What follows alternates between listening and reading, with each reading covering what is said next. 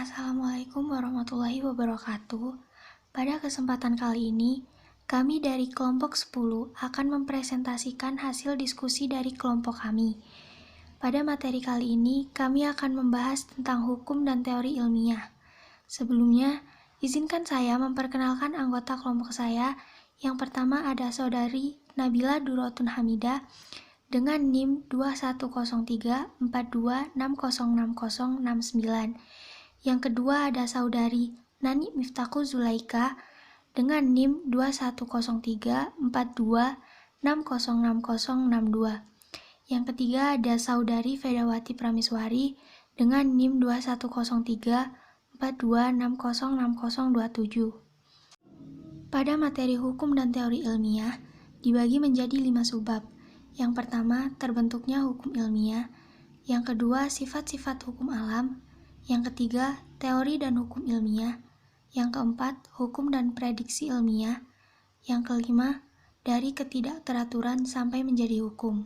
Secara umum, hukum law dalam ilmu alam diartikan sebagai pernyataan yang benar mengenai urutan yang tidak berubah atas kondisi tertentu dan gejala tertentu seperti hukum gerak dari Newton, hukum Kepler, dan sebagainya. Oxford Dictionary of Current English. Hukum alam adalah keteraturan di alam. Laws of nature are legality in nature. Prinsip-prinsip dalam hukum alam pada dasarnya adalah urutan langkah untuk mengamati gejala alam yang dikondisikan. Maka, dalam hal ini, hukum mempunyai tingkat determinasi tinggi karena memberikan aksi ke alam sehingga alam akan melakukan reaksi sesuai dengan hukum tersebut.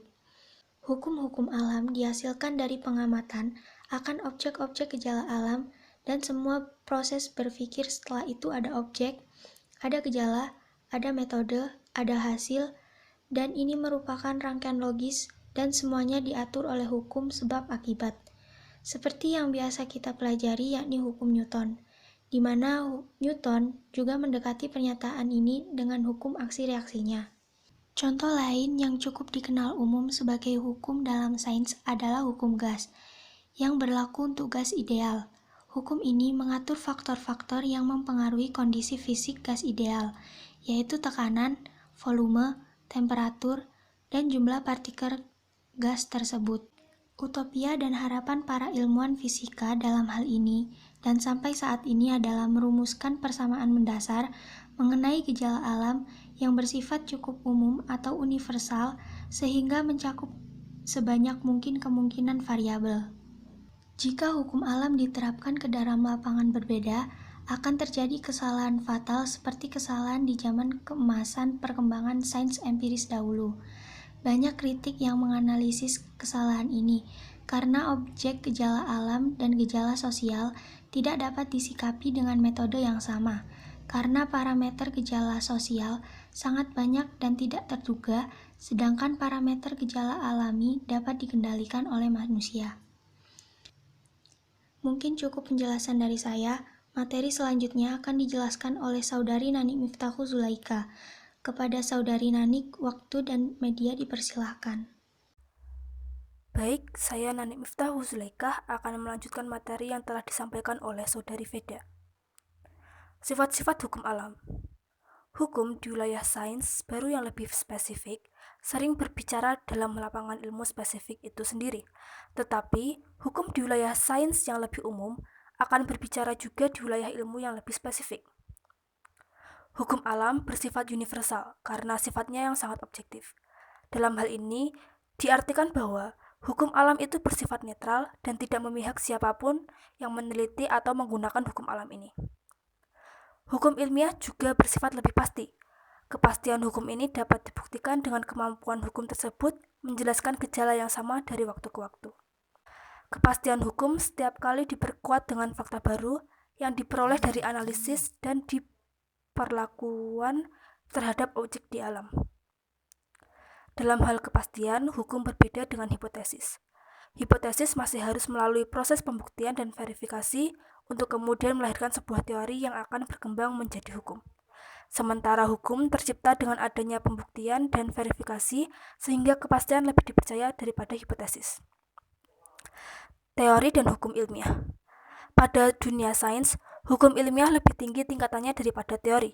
Hal ini dikarenakan hukum merupakan suatu pernyataan yang berawal dari suatu hipotesis dan telah dibuktikan dengan percobaan-percobaan yang menyangkut teori-teori hipotesis. Sedangkan teori masih berupa pernyataan yang belum dibuktikan kebenarannya. Teori adalah pernyataan yang menerangkan sesuatu mengenai alam maupun gejala alam berdasarkan prinsip-prinsip bebas dan bukan berdasarkan fenomena itu sendiri. Teori masih harus dibuktikan kebenarannya dengan serangkaian proses percobaan maupun pemikiran. Beberapa teori dapat dijadikan sebagai dasar penyusunan hipotesis. Sebaliknya, hipotesis juga menguji kebenaran dari suatu teori. Teori juga dapat diajukan untuk menerangkan keteraturan maupun ketidakteraturan di alam. Untuk materi selanjutnya akan dilanjutkan oleh Saudara Nabila. Waktu dan layar dipersilakan. Baik, yang selanjutnya adalah hukum dan prediksi ilmiah. Hukum memiliki fungsi untuk memperkirakan gejala alam yang termasuk dalam hukum itu. Hasil dari pengamatan berabad-abad yang ditunjang oleh ilmu dan hukum yang valid akan menunjang pengetahuan manusia dalam meramalkan gejala alam yang akan terjadi. Dengan demikian, kerusakan atau kerugian yang ditimbulkan akibat terjadinya suatu gejala alam dapat diminimalisir. Misalnya, para nelayan yang mengetahui tanda-tanda akan terjadinya badai akan diam di rumah dan kembali bekerja setelah badai reda. Yang selanjutnya yaitu hukum juga dapat membantu manusia untuk merancang serta menciptakan gejala alam baru. Misalnya, untuk membuat pesawat televisi atau monitor televisi, maka akan digunakan prinsip dan hukum fisika. Kemudian, hukum juga dimanfaatkan untuk memecahkan permasalahan yang ada dan menghindari timbulnya permasalahan. Misalnya adalah dengan tidak membuang sampah di sungai karena mengetahui akibat yang ditimbulkan yaitu banjir. Hukum dan teori tentang gejala alam dapat menjadi sarana penghubung dalam perkembangan ilmu pengetahuan. Hal tersebut karena untuk merumuskan hukum baru, pasti harus didasarkan pada hukum yang mapan yang sudah ada sebelumnya. Yang selanjutnya yaitu dari ketidakteraturan sampai menjadi hukum. Hukum merupakan hasil pengolahan dari hipotesis yang kemudian diuji dan dieksplorasi lebih lanjut dan terus-menerus menjadi teori. Kemudian, teori tersebut diuji dan diverifikasi terus-menerus sampai terbentuk hukum yang lebih pasti. Dengan demikian, dapat dikatakan bahwa hukum merupakan hasil pengorganisasian manusia, baik secara nyata maupun abstrak terhadap gejala alam yang semula tidak teratur, karena diamati dari gejala tunggal yang dikumpulkan dengan gejala tunggal yang sejenis. Dengan kata lain, ketidakteraturan fakta dapat dirumuskan menjadi rumusan yang lebih universal, yang merupakan bentuk lebih teratur dari alam. Sekian dari kelompok kami. Apabila ada salah-salah kata kami mohon maaf. Terima kasih. Wassalamualaikum warahmatullahi wabarakatuh.